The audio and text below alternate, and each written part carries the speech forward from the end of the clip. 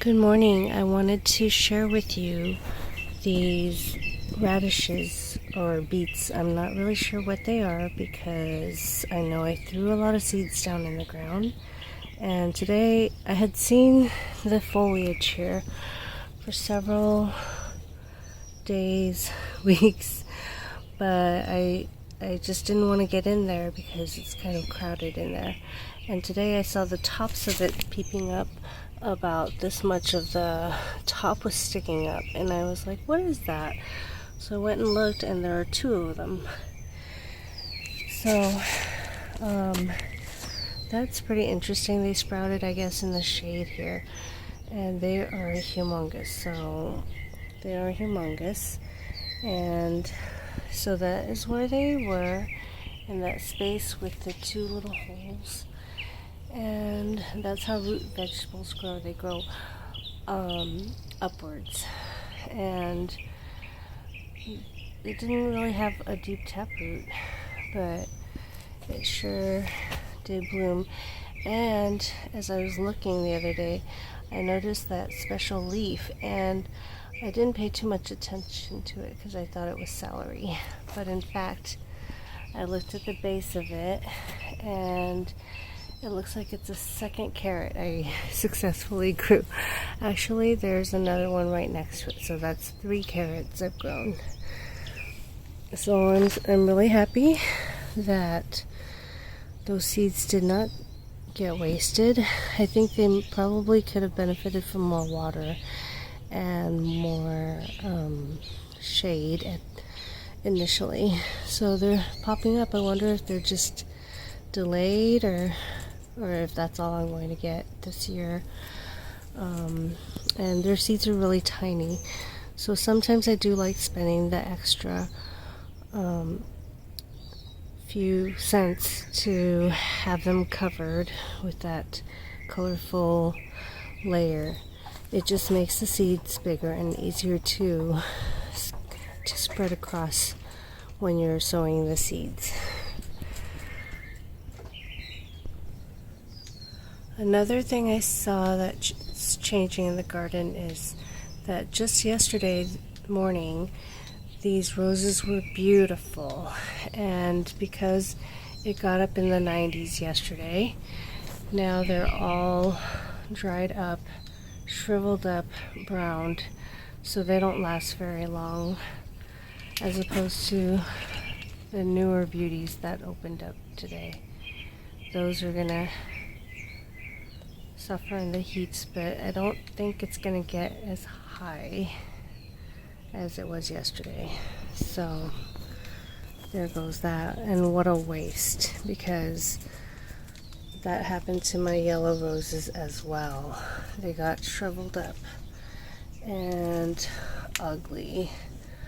Thank goodness I got a picture of them yesterday when they were thriving. I'll show you in my next montage. I would like to show you some of my mishaps as well. So here's my scarlet runner bean, and see all this growth up here that's turned brown. It turned brown because this trellis was loose and it fell over, and when it fell over it broke. So here's where it broke off, and here's the part that's still attached to the ground, so it's starting over. And that's kind of a loss of yield because I had all this growth and now it has to start over. But that's life. And it's something that others can learn from. Now over here, it is growing fantastically well, all the way up the trellis and dangling a little bit. And I'm trying not to touch them because I find them to be very fragile, and if I try to trellis up the tip of that vine, it might break somewhere. So I'm trying to leave them alone, and I may have to water them more often because look at how tiny the bean is.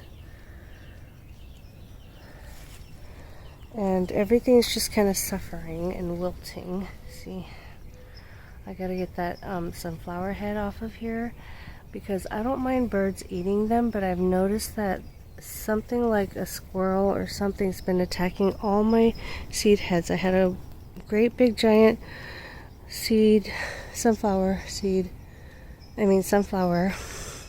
that I had a picture of earlier this year. It had like one stalk and it had many, many large blooms. I mean, many on one stalk. And I wanted to collect the seeds from the top stalk and leave the rest for the birds. But something crawled all the way up there and ate the whole entire seed head. And in fact, ate every single seed head. I'm quite annoyed. And it did that. It's been on the attack and it did that to this sunflower right here. So, see the missing head? Let me show you. See, it's completely lopped off. Completely lopped off. So, and I believe it's squirrels. It could be a possum because they tend to crawl on the top of that fence there. And normally, I would think it's the squirrels, but I have no idea. So, I'd like to discuss this plant here. It's been there since I moved in, and it comes back every year, which I'm really happy about. It's one of the, I don't have any idea what kind of plant it is, so I treat it as a decorative plant. And it doesn't just have these giant foliage. It's got these lush giant foliage in the winter and in the early spring, and it dies back in the summer, so that's the reason why it's wilting despite my watering it. And at some point it'll die back completely, but this year I didn't see the huge flowering buds that normally come out of it. It has like one or two fronds of purplish flowers. If anyone knows what it is, please let me know. But I might chop and drop the leaves down below it because there's some crabgrass down there. And the cosmos are doing fantastic. They're so thick. The leaves are so thick. They aren't that dainty, fragile appearance that I saw last year.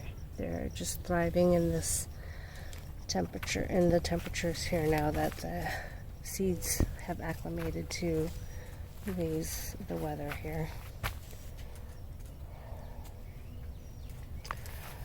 What is growing? These are my melons, and they're various melons. I grew some Japanese melons, some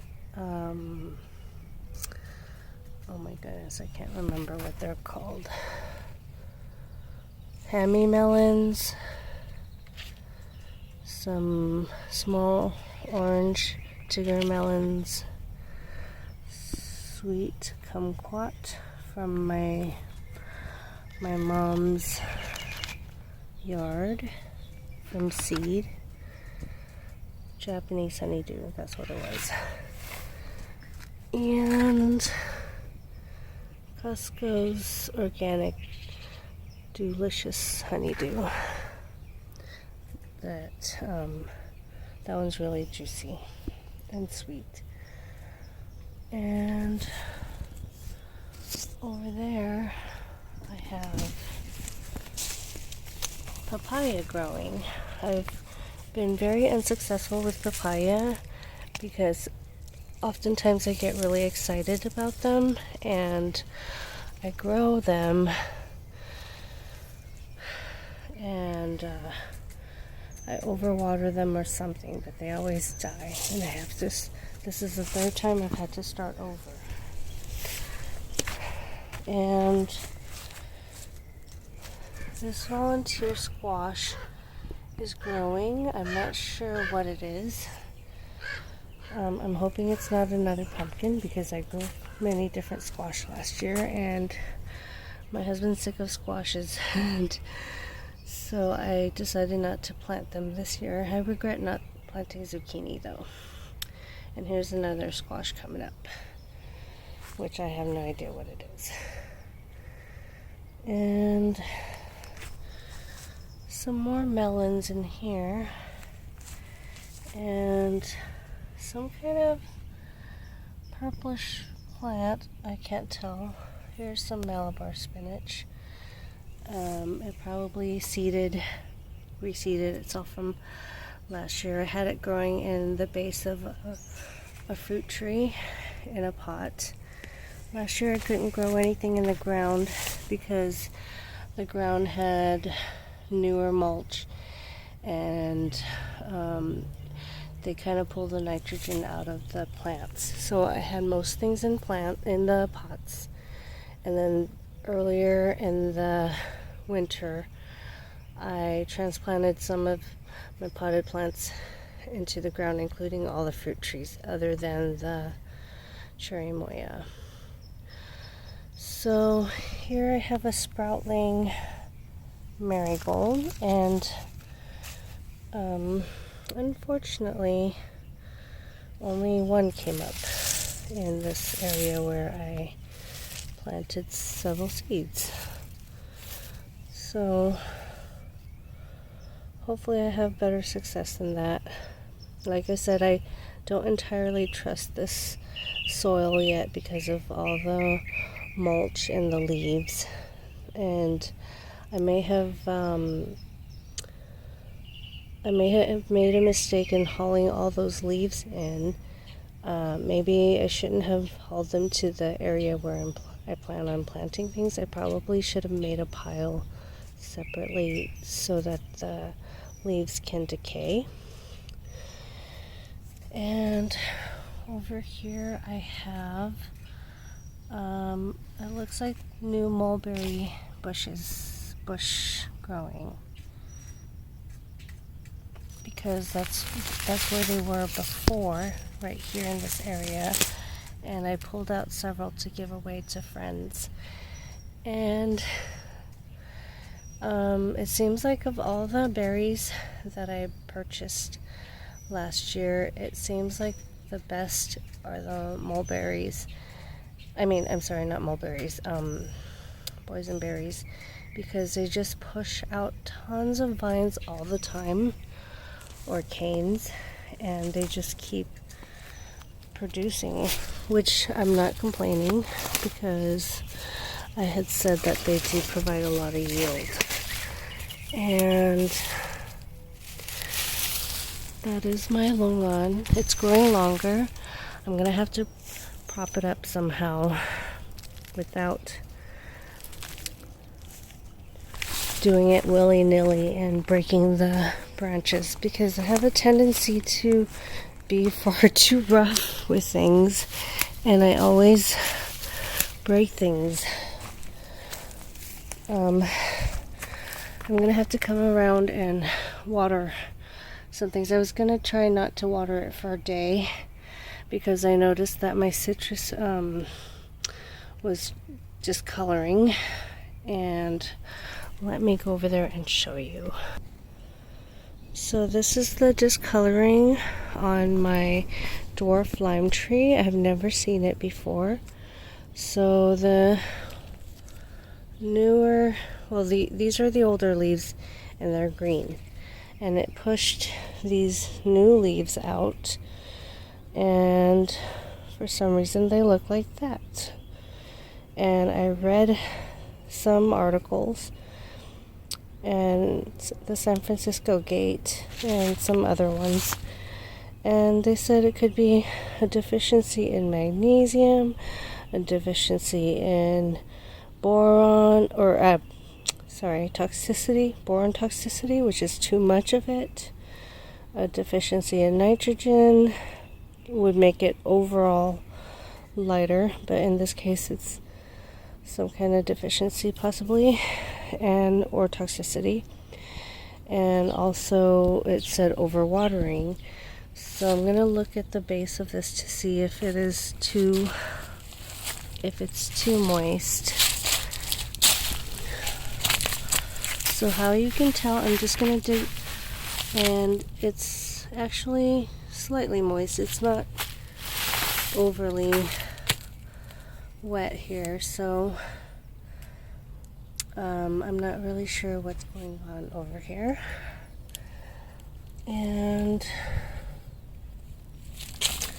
I'm excited. I have these tiny caviar limes, but for some reason overall this plant isn't doing very well because it's shrunk since I bought it. There are hardly any leaves, but the citrus on them are so fragrant. I mean, they smell so divine. So I'm hoping that next year it will be doing better after a lot of this mulch and leaf decay, and the soil beneath will be really good. And I've been waiting for this lockdown to stop and all the other things that have been happening, and that way I can order another round of mulch from the city, because layering it on top isn't going to hurt the plants. It's where they were growing here with the first set of mulch. So, but I believe that I can haul in more mulch, and this time I'm going to set it aside, let it break down, and then haul it over to all my plants over here. So we'll see what happens.